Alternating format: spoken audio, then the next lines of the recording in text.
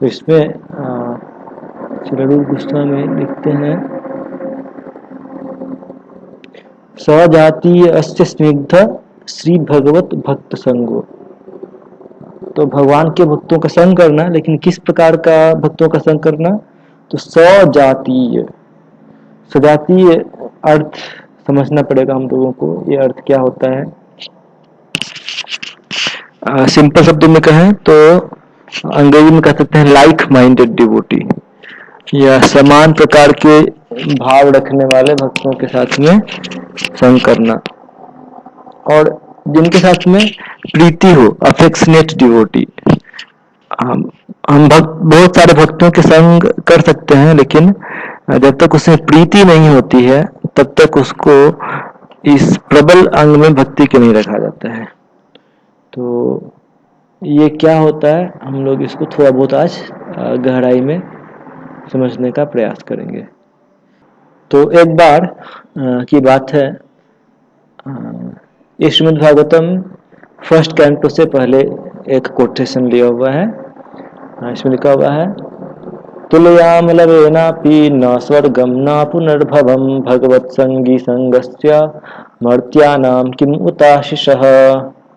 एक लव, यहाँ पर तुलयाम लवेन अपि, यानी कि एक लव का संग जो है भक्तों का, लवेन अपि भगवत संगी संगस्य, उसकी तुलना भी नहीं कर सकते हम लोग किस चीज से? तो न अपुनर्भवम, यानी कि मुक्ति से भी उसकी तुलना नहीं कर सकते हैं, और किसी अन्य चीज का कहना ही का, कोई अन्य भौतिक उपलब्धियों का कहना ही क्या, यहाँ तक कि मुक्ति की भी तुलना हम लोग नहीं कर सकते हैं किस चीज से? लवेन अपि भगवत संगी संगस्य, जो भगवान के भक्त हैं उनके साथ में एक लव का भी संग मिल जाए। लव यानी कि 1 सेकेंड से भी कम का समय होता है एक लव, तो उतना समय भी यदि हमें भगवान के भक्तों का संग मिल जाए तो उसकी तुलना हम लोग मुक्ति से भी नहीं कर सकते हैं, तो फिर अन्य भौतिक चीजों का कहना ही क्या। तो एक बार क्या होता है कि 2 भाई रहते हैं, तो दोनों का आपस में काफी स्नेह रहता है, और भगवान के विशेष कृपा से जो छोटा भाई रहता है वो भगवान का भक्त बन जाता है। तो वो चाहता है कि मेरा बड़ा भाई भी भगवान का भक्त बने, तो वो बहुत प्रयास करता है, और संयोगवश छोटा भाई को नारद मुनि का संग प्राप्त होता है, तो वो उनकी बहुत सेवा करता है, और नारद मुनि बहुत प्रसन्न होते हैं। तो नारद मुनि कुछ पूछना चाहते हैं कि ठीक है तुम्हें क्या चाहिए बताओ। तो जो छोटा भाई रहता है वो स्वाभाविक रूप से उसका बड़े भाई के प्रति स्नेह रहता है, तो वो नारद मुनि से आग्रह करता है कि आप कृपया मेरे बड़े भाई को भी भक्त बना दीजिए। तो नारद मुनि बोलते हैं ठीक है मैं प्रयास करूंगा। तो नारद मुनि जाकर के उनसे बातचीत करते हैं, उनको समझाने का प्रयास करते हैं, लेकिन बड़ा भाई जो रहता है वो बहुत ज्यादा भौतिकवादी रहता है, वो जल्दी कुछ सुनना नहीं चाहता है और भक्त नहीं बनते रहता है। तो नारद मुनि भी थोड़ा परेशान हो जाते हैं, वो समझ पाते हैं कि बड़ा भाई जो है वो भक्ति के बारे में कुछ भी सीखने का इच्छुक कभी नहीं है। तो फाइनली जाते जाते नारद मुनि उसे कहते हैं बड़े भाई से कि ठीक है, जब तुम किसी बहुत बड़े संकट में पड़ जाना तो तब तुम बस एक प्रश्न पूछना। क्या प्रश्न? तो तुम ये पूछ लेना कि भगवान के भक्तों का संग करने से क्या लाभ मिलता है, ये प्रश्न एक कर लेना। और ये बोलकर के नारद मुनि चले गए। और इसके घटना के बाद में जो छोटा भाई था वो तो अपना अच्छे से भक्ति करता था, लेकिन बड़ा भाई उसको भक्ति अच्छा नहीं लगता था, तो वो अन्य भौतिकवादी कार्य करता था और बहुत सारे पाप कार्य भी करता था। तो इस प्रकार से उसका जीवन बीतने लगा।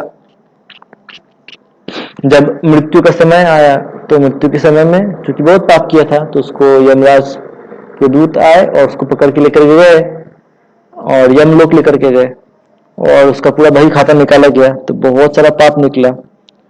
तो उसको फिर जब सुनाया गया कि बहुत सारा पाप किया है, तो स्वाभाविक था कि वो अब बहुत दंड भोगने जा रहा था। और जब अभी इस समय में जो उसका बड़ा भाई था उसको याद आया कि अरे नारद मुनि ने एक बार कहा था कि यदि किसी संकट में आ जाना तो ये प्रश्न पूछना। तो अब इस समय उसे ये प्रश्न याद आया, तो उसने यमराज जी से एक प्रश्न किया और वो यमराज जी से पूछता है कि ठीक है, मैंने तो बहुत पाप किया है, आप मुझे कृपा करके एक चीज बताइए कि भगवान के भक्तों का संग करने से क्या फायदा मिलता है, क्या फल होता है उसका। तो यमराज जी सोच में पड़ गए कि भगवान के भक्तों का संग तो बहुत महान होता है, ये मैंने सुना है, लेकिन एग्जैक्टली इसका क्या फल मिलता है तो मैं ठीक से नहीं बता पाऊंगा। तो ये तो बहुत महान प्रश्न है। तो उसका उत्तर जानने के लिए वो भी इच्छुक थे। तो वो बोलते हैं कि ठीक है, एक काम करो, चलो हम लोग ब्रह्मा जी के पास में जाते हैं और उनसे पूछते हैं। तो अब इस व्यक्ति के साथ में यमराज जी गए ब्रह्मा जी के पास में और उनसे ये प्रश्न पूछते हैं कि भगवान के भक्तों का संग करने का क्या फल मिलता है, क्या लाभ होता है। तो ब्रह्मा जी बोलते हैं कि ये तो बहुत महान फल मिलता है, लेकिन अब एग्जैक्टली कितना फल मिलता है ये तो मैं भी नहीं बता पाऊंगा। तो अब इसका समाधान कैसे हो।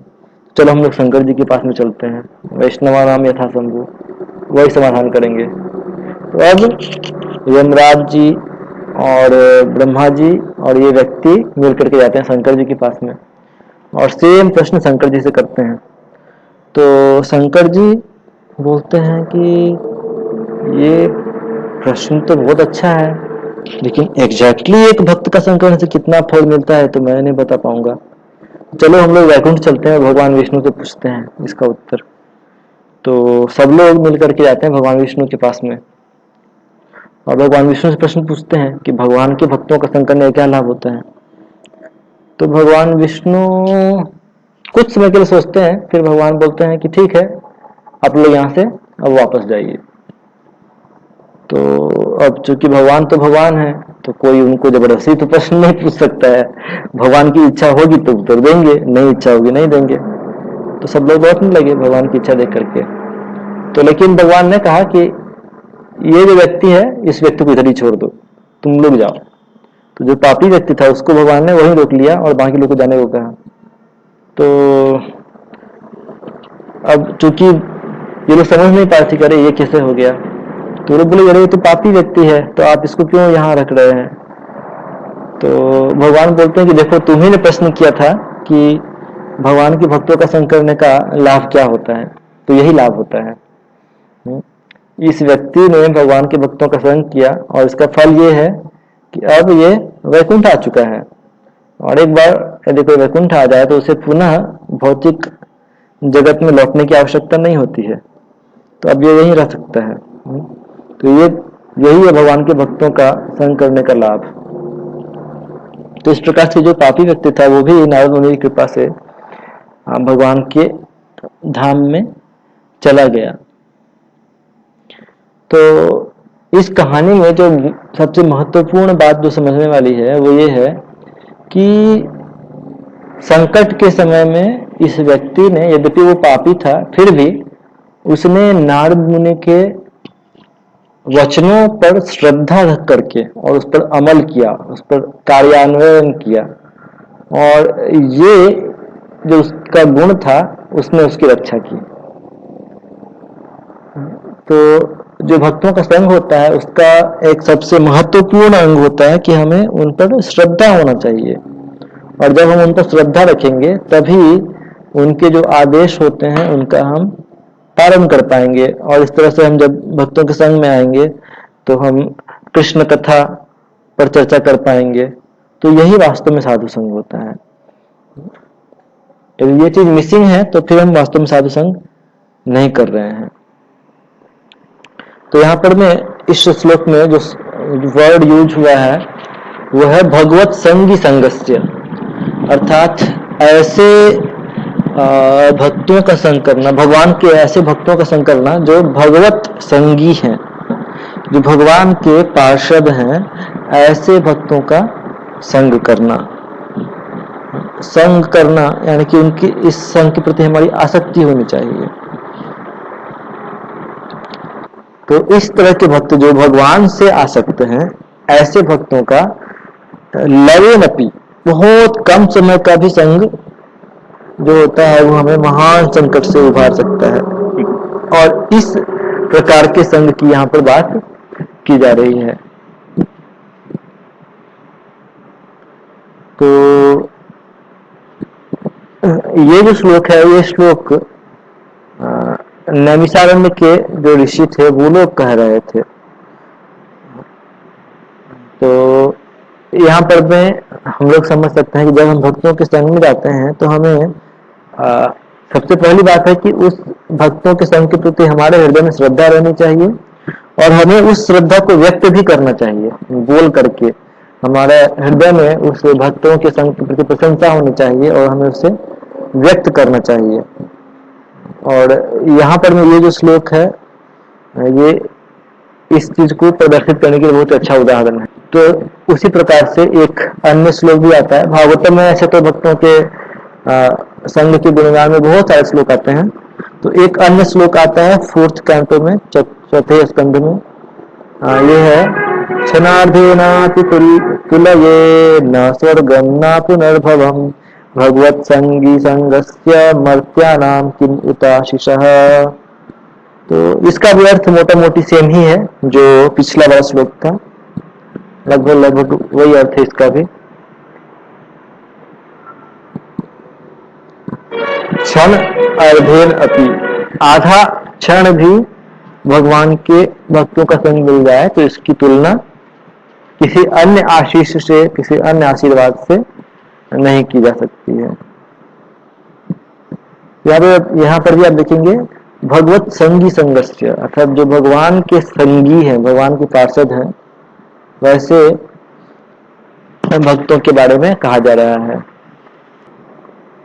तो यदि एक भक्त का क्षण भर का संग यदि इतना महत्वपूर्ण है तो फिर जो चीज यहाँ पर नहीं कहा जा रहा है वो समझने वाली बात यह है कि यदि कोई भक्तों का संग लंबे समय तक करे तो क्या फल निकल जाएगा। यदि कोई क्षण भर करे तो उसका इतना कल्याण हो सकता है, और यदि दूसरी तरफ कोई भक्तों का संग लंबे समय तक करता है तो फिर उसका कहना ही क्या,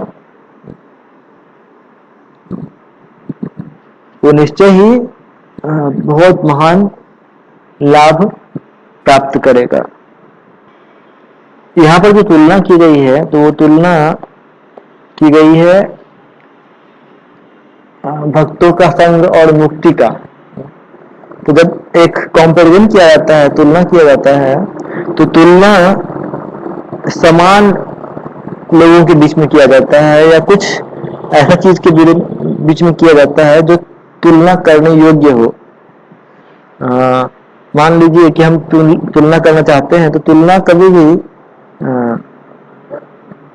एक मान लीजिए सुमेरु पर्वत है और दूसरा हिमालय पर्वत है, तो इन दोनों के बीच में तुलना करना का कोई मतलब बनता है कि चलो भाई दो पर्वतों के बीच में तुलना हो रही है।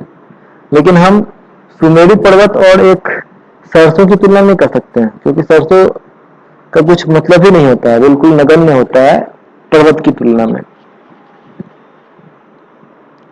तो इस श्लोक में इसलिए जब मुक्ति को तुलना किया जा रहा है तो अन्य चीजों का कहना ही क्या, क्योंकि अन्य चीजें निश्चय ही मुक्ति की तुलना में बहुत ही नगण्य होती हैं। तो इसीलिए अन्य चीजें इस तुलना में कहीं भी टिकती नहीं है।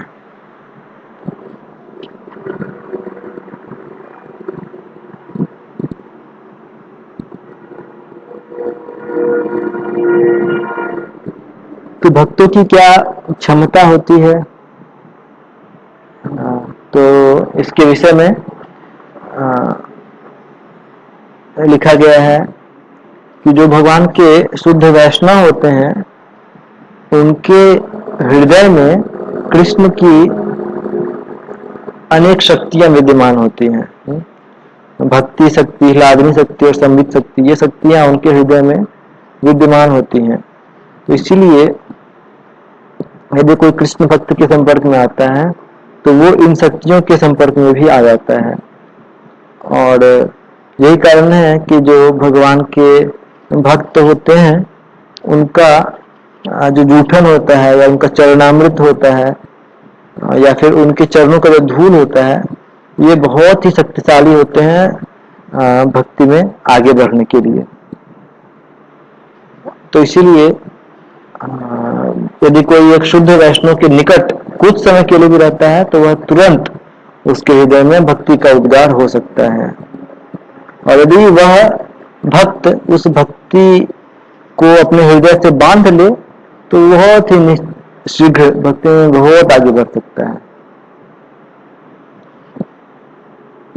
तो इसीलिए भक्तों के साथ रहने से बहुत शीघ्र ही एक भक्त के हृदय में भक्ति प्रकट हो जाता है और वो ऐसे संग में रह करके भगवान का नाम जप करना शुरू कर देता है और शीघ्र ही उसके हृदय में भक्ति के अन्य सभी अच्छे गुण प्रकट हो जाते हैं। तो ये सारे जो लक्षण है ये विशेष रूप से उत्तम अधिकारी के ऊपर में अप्लाई होते हैं। तो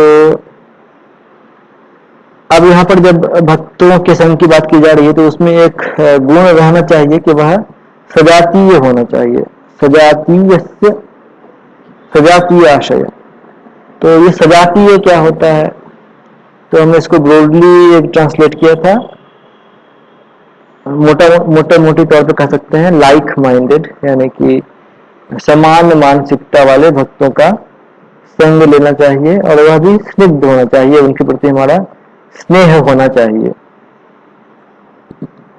तो ये लाइक माइंडेड भक्त क्या होते हैं, समान मानसिकता वाले भक्त क्या होते हैं? तो जब हम भक्ति शुरू करते हैं तो प्रारंभिक अवस्था में कोई भी भक्त का संग हमारे लिए मदद करता है।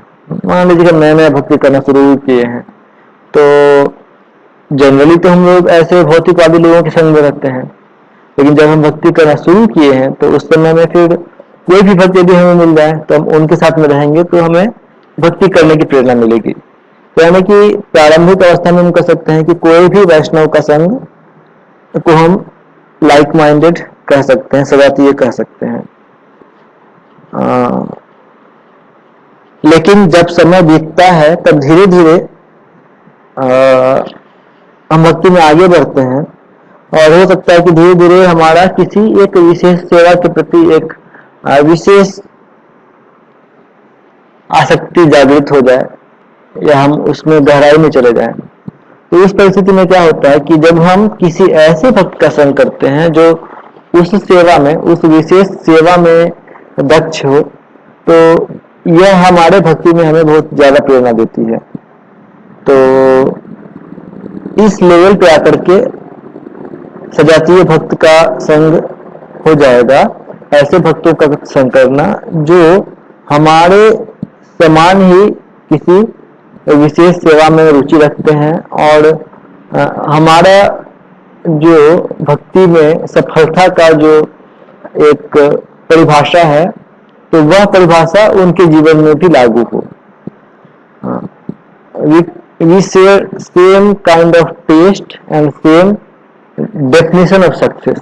हमारा विशेष रुचि भी समान हो और सफलता की परिभाषाएं हमारे लिए समान हो, तो ऐसे भक्तों का संग करना फिर हम सजातीय भक्त का संग कह सकते हैं। और फिर जब हम भक्ति में और भी आगे जाते हैं और जब एक भक्त का कृष्ण के साथ में एक विशेष प्रकार का संबंध जागृत होने लगता है तो ऐसी अवस्था में फिर सजातीय भक्तों का संग वैसे भक्तों का संग हो जाता है जो कृष्ण के साथ में उसी रस में अवस्थित हो और उनका संग हमारे भक्ति के उस रस को वर्धित करता हो। तो ये जो सजातीय है ये भक्ति में हमारी प्रगति के अनुसार ये अलग अलग लेवल पर अलग अलग चीजों को दर्शा सकता है। तो भगवान के भक्तों के संग के बारे में हरि भक्ति शुद्धोदय में एक श्लोक आता है, यहाँ लिखा हुआ है यस्य यत् संगति पुंसो मणिवत् स्यात् स तद्गुणः स्वकुल वृद्ध्यै ततो धीमान् स्वयूथान एव संश्रयेत्। तो यहाँ कहा गया है कि एक पुंसः, एक व्यक्ति तद गुण स्यात्, उन्हीं गुणों को प्राप्त करता है यस्य यत् संगति, जिस प्रकार की संगति में वह रहता है, जैसा भी संग हम करेंगे हम उसी प्रकार के गुणों को प्राप्त कर लेते हैं। ये कैसे होता है? तो ये ठीक एक मणिवत होता है, एक मणि की तरह। जिस प्रकार से जो एक मणि है वो अपने पास वाले चीज के रंग को ग्रहण कर लेती है, ठीक उसी प्रकार से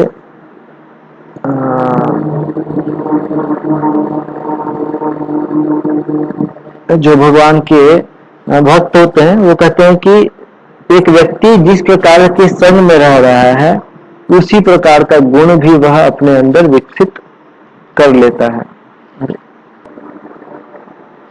हरे कृष्ण। तो यहाँ पर हम लोग चर्चा कर रहे थे कि जस्ट लाइक एक मणि, जिस तरह से एक मणि होता है तो पारदर्शी मणि के आसपास में जो चीजें रखी जाती हैं वह मणि उसी के रंग को ग्रहण कर लेता है और उसी रंग का दिखने लगता है। तो ठीक उसी प्रकार एक भक्त जिस प्रकार का संग करेगा उसमें उसी प्रकार के गुण आ जाते हैं। इसीलिए एक कोट भी है कि I can tell you who you are if I know who are the people you live with. यदि मुझे ये पता है कि आप किन लोगों के साथ में रहते हैं तो मैं ये बता सकता हूं कि आप कौन हैं, आप स्वयं कैसे व्यक्ति हैं।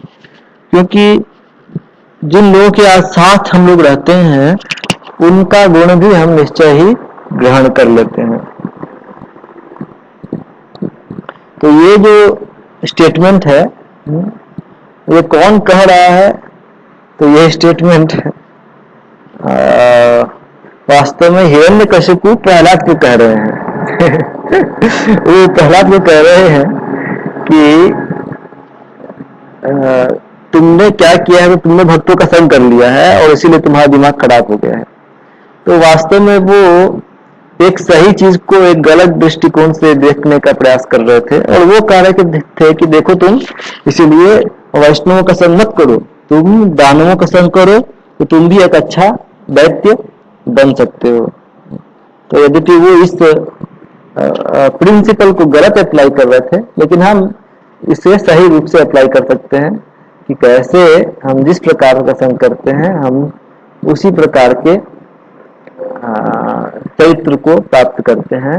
मणिवत, जस्ट लाइक ए क्रिस्टल के समान, एक मणि के समान। तो यहाँ पर भी स्वयूथान एक शब्द आता है। स्वयूथान यानी कि समान मानसिकता वाले। तो इस सजातीय शब्द का एक यहाँ पर भी हिंट इस जगह मिलता है। अब नेक्स्ट जो गुण होना चाहिए भक्तों के संग में वो है स्निग्धे। स्निग्धे का अर्थ है कि वहां पर स्नेह होना चाहिए, अफेक्शन होना चाहिए, तब वो भक्ति का एक शक्तिशाली अंग बनता है। तो इसका क्या रेफरेंस है स्निग्धे? तो हम लोग देखते हैं भक्ति के विषय में कि कैसे भक्तों के बीच में जब आदान प्रदान होता है तो यह उसके स्नेह को बढ़ाता है। इस स्नेह को बढ़ाने के लिए उपदेशामृत में रूप गोस्वामी लिखते हैं, ददाति प्रतिगृह्णाति गुह्यम आख्याति पृच्छति भुंक्ते भोजयते चैव षड्विधम प्रीति लक्षणम। जब हम लोग उपदेशामृत पर चर्चा कर रहे थे तो उस समय में हम लोगों ने इस श्लोक पर चर्चा किया था कि कैसे भक्तों के बीच में जब हम जो संग करते हैं वो किस प्रकार से वर्धित होता है। ददाति प्रतिगृह्णाति, इसमें 6 चीजें बताई गई हैं भक्तों के संग करने के लिए बारे में। ददाति प्रतिगृह्णाति यानी कि गिफ्ट देना भक्तों को और भक्तों से गिफ्ट स्वीकार करना। गुह्यम आख्याति पृच्छति, भक्तों को भक्ति के सेक्रेट्स के बारे में बताना और उनसे भक्ति के सेक्रेट्स पूछना। और भुंक्ते भोजयते, उन्हें प्रसाद खिलाना और उनसे प्रसाद स्वीकार करना। तो इसमें जो प्रथम 2 अंग हैं यानी कि कुछ गिफ्ट लेना या प्रसादम लेना या देना, और जो लास्ट 2 अंग है ये दोनों भक्ति के प्राथमिक अंग कहे जा सकते हैं, लेकिन जो द्वितीय अंग, ये मुख्य अंग कहा गया है मुख्य भक्ति का, वो है बीच का दो बड़ा जो अंग है, गुह्यम आख्याति पृच्छति। जब हम भक्तों के साथ में प्राथमिक अंगों को अप्लाई करेंगे तो तब हम द्वितीय अंग तक पहुंच सकते हैं। जैसे मान लीजिए कि हम किसी भक्त संघ में जाते हैं और हमारा भक्तों के साथ में उतना अच्छा रिलेशन नहीं है, तो यदि हम ऐसे भक्तों के साथ में धीरे धीरे कुछ उनको गिफ्ट देते हैं, कुछ स्वीकार करते हैं, या फिर वो कुछ प्रसाद देते हैं और प्रसाद ग्रहण करते हैं उनसे, तो उससे हमारा वैसे भक्तों के साथ में जो संपर्क है वो बहुत प्रगाढ़ हो जाता है। और जब वह संपर्क प्रगाढ़ हो जाएगा तो उसके बाद में फिर हम लोग वास्तव में ऐसे भक्तों से फिर भक्ति के जो गूढ़ तत्व हैं ये भी चीजें फिर हम लोग पूछ पाएंगे। क्योंकि जब तक हमारा किसी के साथ में हृदय हार्दिक संबंध नहीं बनता तब तक हम लोग अपने हृदय की चीजें जल्दी शेयर नहीं करते हैं। तो इसीलिए ये जो प्रथम दो अंग हैं और जो अंतिम दो अंग हैं ये हमें मदद करते हैं भक्तों के साथ में प्रगाढ़ संबंध स्थापित करने के लिए, जिससे कि हम उनके साथ में बीच वाला जो दो अंग है अर्थात गुह्यम आख्याति पृच्छति, भक्ति के सीक्रेट्स को पूछना और भक्ति के सीक्रेट्स को बताना, तो ये भी हम कर पाए भक्तों के साथ में। तो प्रभुपाद इसका तात्पर्य, वैसे तो उपदेशामृत का हर एक लाइन बहुत ही महत्वपूर्ण है, लेकिन यहाँ पर फिर भी कुछ सेंटेंसेस लिए गए हैं। तो प्रभुपाद लिखते हैं कि जब सामान्य समाज में भी लोग मिलते हैं तो उनके बीच में भी इस प्रकार के 6 जो एक्सचेंजेस हैं ये देखे जाते हैं। और वो लिखते हैं कि जिस प्रकार से जब एक बिजनेसमैन होता है वो यदि एक दूसरे बिजनेसमैन के साथ में व्यापार करना चाहता है तो जनरली क्या करते हैं, वो लोग एक होटल में लोग मिलते हैं, वहां पर में एक भोज का आयोजन करते हैं, और जब वो लोग डाइनिंग टेबल पर बैठे होते हैं तो वहां पर में फिर वो लोग खाना खाते समय में फिर बिजनेस के बारे में और आगे का प्लानिंग करते हैं। तो इस क्रम में वो लोग कभी कभी कुछ गिफ्ट्स का भी एक्सचेंज करते हैं और इस तरह से उनके बीच में एक प्रीति का संबंध स्थापित होता है। तो श्री रूप गोस्वामी हमें सजेशन देते हैं कि हम लोगों को जो विषयी हैं उनका संग त्याग करके ये जो 6 एसोसिएशन है, ये 6 प्रकार के संघ हैं, ये भक्तों के साथ में एक्सचेंज करना चाहिए। तो प्रभुपाद एक लाइन तात्पर्य में लिखते हैं, the International Society for Krishna Consciousness has been established to facilitate these 6 kind of exchanges between devotees. अंतर्राष्ट्रीय कृष्ण भावनामृत संघ की स्थापना इसलिए की गई है ताकि भक्त लोग आपस में ये 6 प्रकार के प्रीति संबंधों को स्थापित कर सके। तो ये कितना महत्वपूर्ण बात श्री प्रभुपाद यहाँ लिखते हैं। वो फिर आगे लिखते हैं कि the life of Krishna conscious society is nourished by these 6 types of loving exchanges among the members. जब भक्त लोग आपस में इस प्रकार के 6 जो तरीके हैं ऐसे संग करते हैं तो इससे उनका जो भक्ति का जीवन है वो पोषण होता है उसका, और इसीलिए लोगों को ये एक अवसर देना चाहिए इस्कॉन के भक्तों के साथ में ये 6 प्रकार के तरीकों से संबंध स्थापित करने का। क्योंकि यदि कोई साधारण व्यक्ति भी इस 6 प्रकार से भक्तों का संग करेगा तो वह भी अपने सुसुप्त कृष्ण भक्ति को जागृत कर सकता है। तो इसलिए यहाँ पे कहा गया, भगवद गीता में भी कहा गया, संगायते काम। हम जिस प्रकार का संग करते हैं उसी प्रकार से हमारा कामना जो है वो जागृत हो जाता है। यदि हम भक्तों का संग करेंगे तो हमारा भक्ति वाला इच्छा जो है वो जागृत हो जाएगा। तो जब हम भक्तों का संग करते हैं तो उसमें एक और गुण होना चाहिए, वो है स्वतो वरे। स्वतो वरे यानी कि हमसे अधिक एडवांस्ड होना चाहिए। हमें ऐसे भक्तों का संग करना चाहिए जो या तो हमसे अधिक एडवांस्ड हो और या तो वो हो सकता है कि हमारे समान ही हो, लेकिन उनका संग करने से हम एक दूसरे को भक्ति में प्रेरित कर सकें आगे बढ़ने के लिए। तो उपदेशामृत में रूप गोस्वामी 5वें श्लोक में बताते हैं कि हमें कैसे भक्तों का संग करना है। भक्तों का संग करना चाहिए लेकिन अपराध नहीं करना चाहिए। तो कैसे भक्तों का संग करना चाहिए इसके बारे में वो 5वें श्लोक में लिखते हैं, कृष्णेति यस्य गिरितं मनसा द्रियेत दीक्षास्ति चेत् प्रणतदिश्च भजन्तमीशम् शुश्रूषया भजन विज्ञमनन्यमन्या निंदादिशून्य हृदमीप्सित संग लब्ध्या।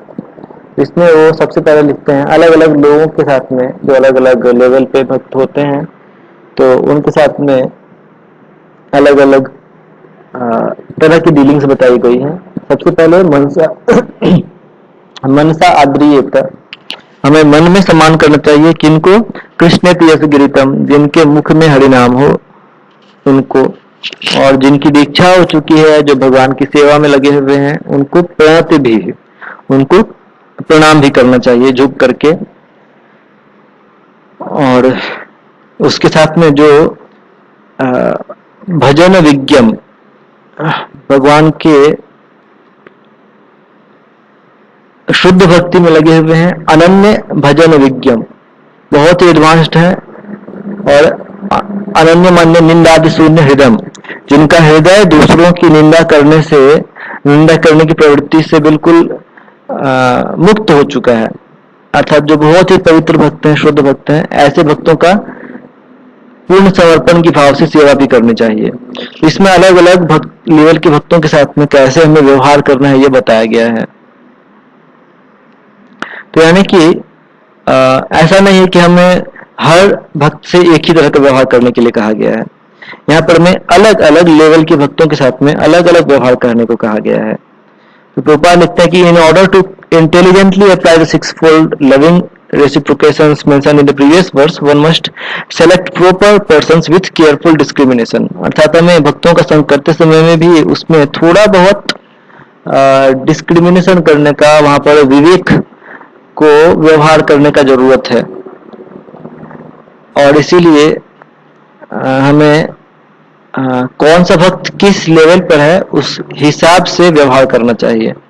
और बेसिकली यहाँ पर कनिष्ठ अधिकारी, मध्यम अधिकारी और उत्तम अधिकारी, इन 3 प्रकारों के भक्तों से कैसे व्यवहार करना है उसके बारे में बताया गया है। तो हमें भक्तों का संग उनके एडवांसमेंट के हिसाब से करना चाहिए, लेकिन साथ में हमें अपराध नहीं करना चाहिए। तो अपराध नहीं करना चाहिए, इसके लिए वो अगले श्लोक में कहते हैं, दृष्ट स्वभाव जनित वपुषश्च दोषर न प्राकृतत्वमिह भक्तजनस्य पश्येत् गंगां भसां न खलु बुद्धफेन कंकर ब्रह्म द्रवत्वमपगच्छति नीरधर्मैः।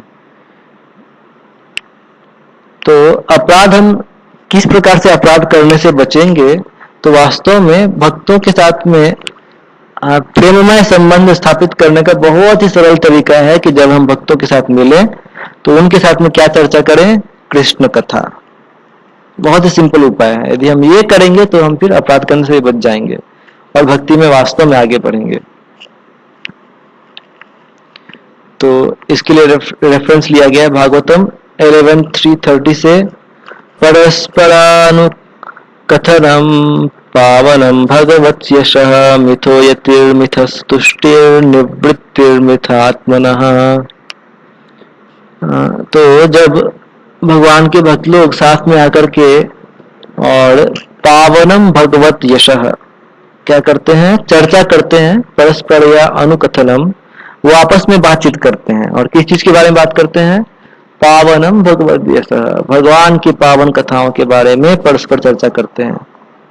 इसका परिणाम क्या निकलता है, मिथो रतिर मिथस्तुष्टिर, वो संपूर्ण रूप से आनंद का अनुभव करते हैं और पूर्ण रूप से वो संतुष्टि का अनुभव करते हैं। और इस तरह से निवृत्तिर मिथा आत्मनः, वो हर प्रकार के भौतिक जो भोग की प्रवृत्ति है उससे मुक्त हो जाते हैं। तो देखिए 3 बेनिफिट्स बताए गए हैं यहाँ पे, 3 फायदे बताए गए हैं भक्तों के संग का।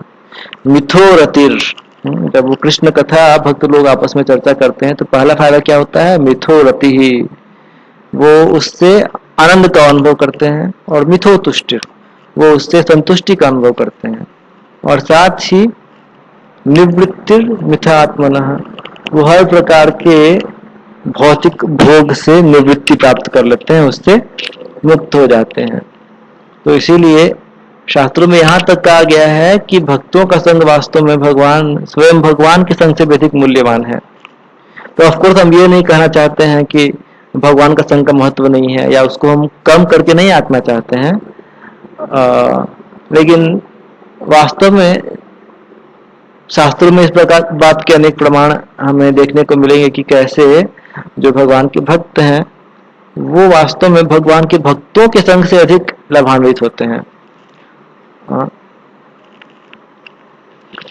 ये ऐसे है जैसे आप समझ लीजिए कि यदि किसी व्यक्ति को बहुत भूख लगा हो तो उस समय में वो यदि बहुत कुछ हैवी भी खा ले तो उसको आराम से डाइजेस्ट कर सकते हैं, लेकिन यदि वो भूखा ना हो तो बहुत भारी खाना वो हजम नहीं कर पाएगा। तो उसी प्रकार से जब हम भक्तों के संग में आते हैं तो हमारा भगवान के प्रति जो थर्स्ट है, भगवान के प्रति जो कहते हैं एक भूख है, वो जागृत होता है। उस समय जब हमें भगवान का संग मिलता है तो हम उसे डाइजेस्ट कर पाएंगे उस संग को, अन्यथा हम उससे अधिक लाभान्वित नहीं होंगे। तो इसके प्रमाण स्वरूप हम भागवत से कुछ श्लोक देखेंगे कि कैसे भगवान के भक्त लोग जब प्रार्थना करते हैं तो वो वास्तव में भगवान से स्वयं भगवान का संग नहीं मांगते हैं, वो भगवान से भगवान के भक्तों का संग मांगते हैं। तो ये एक उदाहरण है जहां पर मैं वृत्रासुर, जो वास्तव में एक असुर थे बाह्य दृष्टि से देखा जाए तो, और वो जब भगवान से प्रार्थना करते हैं तो वो कहते हैं हरे तव पादैक मूल, हरे कृष्ण, सॉरी बीच में कट होते जा रहा है। तो हम लोग चर्चा करते कि कैसे जब भगवान के भक्त होते हैं वो भगवान से क्या मांगते हैं, तो वो भी भगवान से वास्तव में भगवान के भक्तों का संग मांगते हैं। तो यहाँ पर मैं इस श्लोक में वृत्रासुर भगवान से मांग रहे हैं अहम हरेर तव पादैक मूलम, हे भगवान मैं पुनः आपसे यही प्रार्थना करता हूँ, अहम हरेर तव पादैक मूलो दासानुदासो भवितास्मि भूय, कि मैं आपके सेवकों का सेवक बन सकूं, मेरा मन सदैव आपका स्मरण कर सके, और मैं अपने वाणी से सदैव आपके गुणों का गान कर सकूं, और अपने शरीर से सदैव आपकी सेवा कर सकूं। तो मन, वाणी और शरीर से वो भगवान की सेवा मांग रहे हैं, लेकिन साथ में ही दासानुदासो, वो भगवान के भक्तों का भक्त बनना चाहते हैं, सेवकों का सेवक बनना चाहते हैं, यानी कि वो सेवकों का संग मांग रहे हैं भगवान के। वैसे ही भक्ति विनोद ठाकुर लिखते हैं भजन में, जन्माओ भी मोच्छा जदि तोर भक्त गृहे जनी जन्म मोर। तो भगवान यदि आप चाहें तो आप मुझे जन्म, इस भौतिक जगत में यदि जन्म देना चाहते हैं तो चलेगा, मैं जन्म लेने को तैयार हूं, लेकिन कहां पर, तो आपके भक्तों के घर में मेरा जन्म हो। फिर वो लिखते हैं, भक्ति मुक्ति स्पृहा विहीन जे भक्त लभाइते ताको संग अनुरक्त। तो मैं ऐसे भक्तों का संग चाहता हूं जो पूर्णतः भुक्ति और मुक्ति की स्पृहा से विहीन है, जिनमें भुक्ति की भी इच्छा नहीं है और मुक्ति की भी इच्छा नहीं है, ऐसे भक्तों का संग मैं चाहता हूं। उसी प्रकार से एक अन्य प्रार्थना लिया गया है, पुनश्च भूयात् भगवती अनंते रति प्रसंगश्च तदाश्रयेषु महत्सु याम याम उपयामि सृष्टिम मैत्री अस्तु सर्वत्र नमो द्विजेभ्यः। तो वो क्या कहते हैं कि याम याम उपयाम सृष्टि, कि जो भी मेरा भविष्य में जन्म हो, मैं जिस भी जन्म को प्राप्त करूं, उसमें भगवती अनंत रति है, मेरा भगवान के प्रति अनंत रति हो, और प्रसंग महत्सु, मुझे भगवान के महान भक्तों का संग प्राप्त हो, जो भगवान का शरण लिए हुए हैं, तद आश्रयेषु, और साथ में मैत्री अस्तु सर्वत्र, और सभी जीवात्माओं के प्रति मैत्री हो।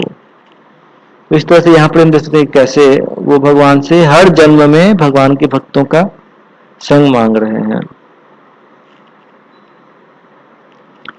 वैसे ही एक श्लोक लिया हुआ है, त एते साधव साध्वी सर्वसंग विवर्जिताः संगस्तेषु अथ ते प्रार्थ्यः संग दोष हराहिते। तो यहाँ पर में कपिल देव कह रहे हैं इस श्लोक में देवहूति से कि हे साध्वी, ये जो भगवान के भक्त होते हैं ये सर्व संग विवर्जित है, वो धर्म अर्थ काम मोक्ष इत्यादि से पूर्णतः मुक्त होते हैं, और इसीलिए तुम्हें उनका संग करने का इच्छा करना चाहिए। और ये क्या करते हैं, ऐसे भगवान के जो भक्त होते हैं वो सारे भौतिक संपर्क से जो भी दोष उत्पन्न होते हैं उसको हर लेते हैं। संग दोषा हरा हिते, जो भी जब हम भौतिक संपर्क में रहते हैं, भौतिक वातावरण में रहते हैं, तो उससे जो भी दोष उत्पन्न होते हैं उनको वो नष्ट कर देते हैं। तो यहाँ पर मैं कपिल देव देवहूति को ये उपदेश देते हैं।